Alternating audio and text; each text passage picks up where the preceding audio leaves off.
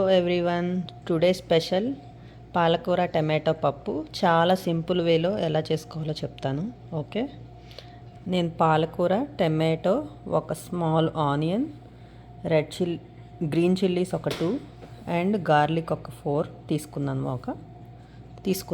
Okay, and ప్యారలల్గా నేను దాల్ కూడా వాష్ చేసుకుని ఎనఫ్ వాటర్ పోసేసుకున్నాను.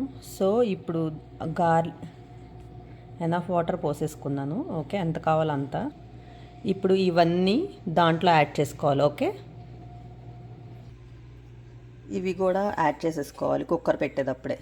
పసుపు, కారం అండ్ సాల్ట్ అవి కూడా యాడ్ చేసుకోవాలి. ఓకే, సో యాడ్ చేసుకున్నాక చూడండి, వెజిటబుల్స్ అన్నీ యాడ్ చేసేసుకున్నాను. అండ్ పసుపు, కారం, సాల్ట్ కూడా యాడ్ చేసుకున్నాను. చూడండి ఎంత కలర్ఫుల్గా ఉందో.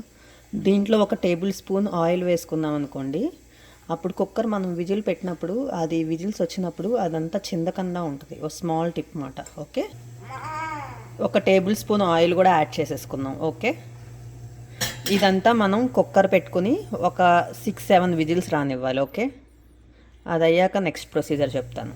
చిన్న ప్యాన్ పెట్టుకొని ఇవన్నీ యాడ్ చేసేసుకోవాలి. ఆవాలు, జీలకర్ర, కొంచెం మెంతులు, పప్పులు అండ్ రెడ్ చిల్లీస్, కరివేపాకు కూడా వేసుకోవాలి. ఓకే, నేను ఇంగు కూడా యాడ్ చేస్తాను లాస్ట్లో. ఓకే, అది కూడా చూపిస్తాను మీకు. ఓకే, కొంచెం ఇంగువ. ఓకే, ప్యారలల్గా పప్పు విజిల్స్ వచ్చేలాగా మనం ఇది కూడా చేసేసుకుంటే అయిపోతుంది. ఓకే, సో ఇప్పుడు కుక్కర్ విజిల్ వచ్చేసింది. సో చూడండి ఎంత కలర్ఫుల్గా ఉందో. ఇప్పుడు దీంట్లో మనం ఏమేమి యాడ్ చేసుకోవాలో చెప్తాం. సో కొంచెం చిన్న చింతపండు,